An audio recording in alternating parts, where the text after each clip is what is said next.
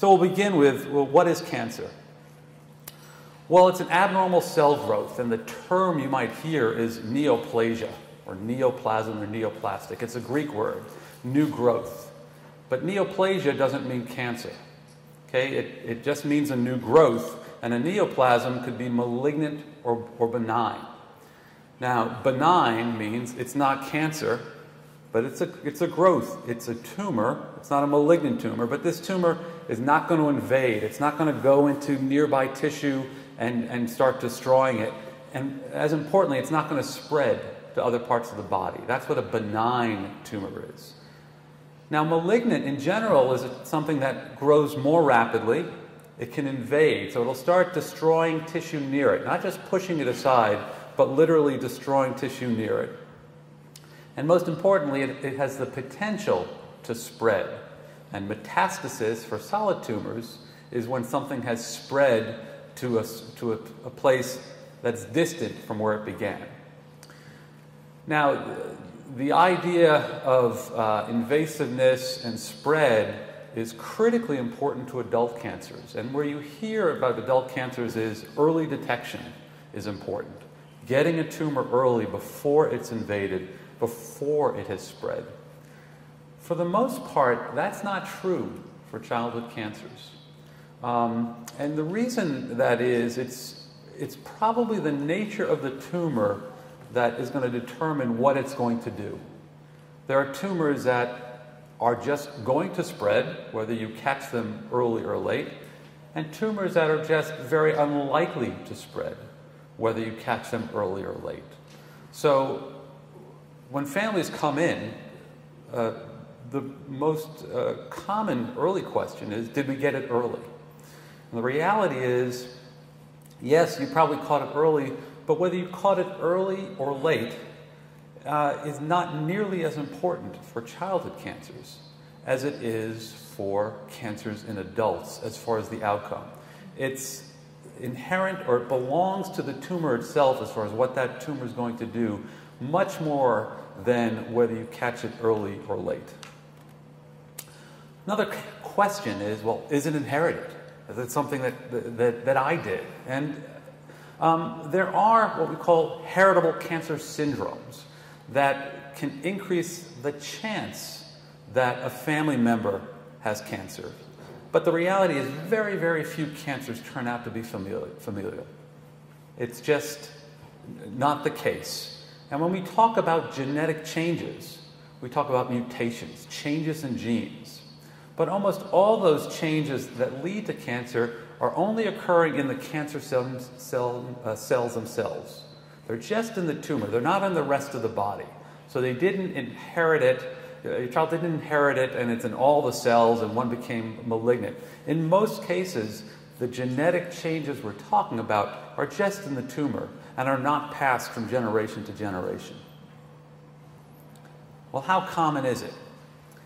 Well, relative to adult cancer, it's exceedingly rare. So what you see here is the number of new cases of adult cancers in the United States. This is a couple of years old now, but 1.4 million cases. Relative to children less than 15, just over 10,000. So it pales, fortunately, in comparison to adult cancers as far as the frequency. But despite that, 1 in just over 300 Americans will develop cancer before they turn 20. So there's a good likelihood that even before, if you have a child with cancer, your child had cancer, you probably knew at least of someone in your child's school or elsewhere who did. And as importantly, 1 in 750 20-year-olds alive is a survivor of childhood cancer. So yes, it's far, far less common, thankfully, than adult cancers. But it's not that uncommon that every community, in fact, needs to deal with it. Well, there's some other significant differences that are important to understand between adult cancers and cancers that occur in children. So cancers in adults: breast cancer, colon cancer, prostate cancer. You can go down the list. These cancers arise in cells that either cover or line things, so the intestines. The cancers arrive in a lining, and they come usually after decades of exposure to something that can promote cancer. Lung cancer, from the lining of the airways, from cigarette smoke, the #1 cause. Skin cancer, so on and so forth. They come specifically, or almost exclusively, from the lining of organs or the covering of organs. And they're called carcinomas. Now, a carcinoma is not the same as a cancer. It's a type of cancer. And specifically, it arises. Colon cancer is a carcinoma, prostate cancer, carcinoma, and so forth. And so those are the most common types. But in children, carcinomas are in fact very, very rare. And if you look, and this is a pie chart, and it just breaks down the types of childhood cancers that we see. The most common type of childhood cancers are the leukemias. And we'll talk a little bit about the leukemias. The second most common are cancers of the nervous system, predominantly brain tumors followed by neuroblastoma. And in fact, what doesn't even appear here is carcinomas, because carcinomas are a narrow slice of what's categorized as others. So the types of cancers children get are in fact very different. They're not arising from the same layer of cells in the body as adult cancers. They're arising from different types of cells, and we'll talk about that. And that has had a profound impact on our ability to treat childhood cancers and our ability to find effective therapies. So let's talk about the most common type of childhood cancer, and we'll begin with leukemias. And leukemias and lymphomas are almost indistinguishable. So leukemia is a cancer of the blood-forming elements, almost invariably the white blood cells or the infection-fighting cells. And your infection-fighting cells are made in the bone marrow and then come out into the bloodstream. So leukemia is diagnosed by looking at the bone marrow. But the related cancer, lymphoma, you have infection-fighting cells in your lymph nodes. So your child has a sore throat, they have swollen glands, those are infection-fighting cells. But they're, for the most part, almost indistinguishable. Now, the other thing as far as how we diagnose this cancer, the technologies and the way we've made these diagnoses really were developed well over 100 years ago. And so when we do a blood test, they take the blood and they literally smear it on a slide, and they add what are called stains that allow us to see the different types of cells under a microscope. Well, the same is done with the bone marrow. Take a drop of bone marrow and spread it out on a glass slide and put some chemicals that were developed, as I said, 100 years ago, that bring out the different features and allow someone looking at a light microscope to see what these look like. So when we look at a bone marrow, you might see this very colorful mixture of cells. And what you see are different sizes, different colors, different shapes. And don't worry, I'm not going to walk you through that, but a bone marrow makes lots of different types of cells. A normal bone marrow makes the white cells, it makes the red cells, it makes the platelets, and you see them in all different stages of development. And it's very easy to see that if you know those cells and they're all there and there's nothing else there, it's a normal bone marrow. The most common childhood cancer, ALL, you in general only see one type of cell, and there's these big, very distinct looking cells, and what has happened is they essentially take the place of the normal bone marrow cells. But the tools that we use to diagnose it, the tools have been around for many, many, many, many years. Now, where we've gotten better as far as looking for a needle in a haystack is we now have different types of way of staining cells that are much more specific to leukemia. And if your child has leukemia, you may have heard of something called minimal residual disease, or MRD.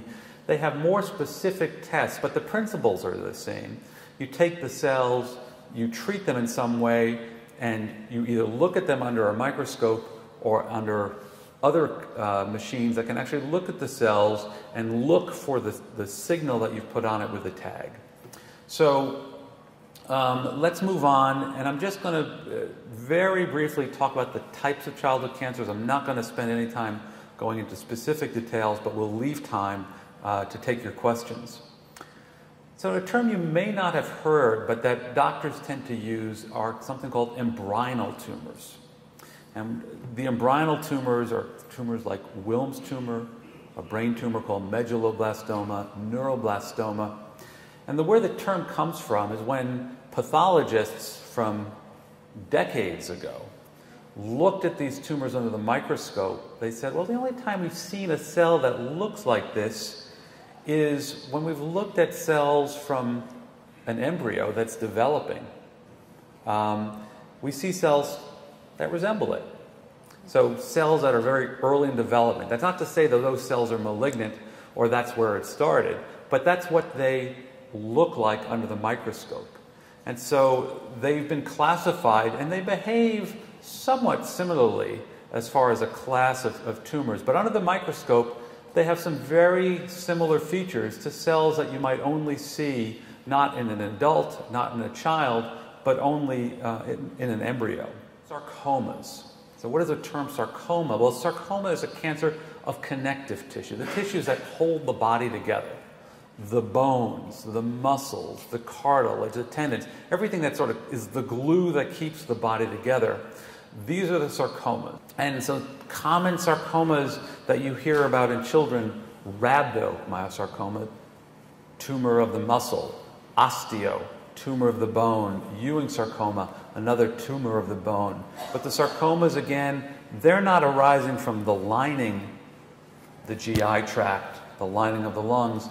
They're arising from a fundamentally different tissue, fundamentally different part of the body than those tumors.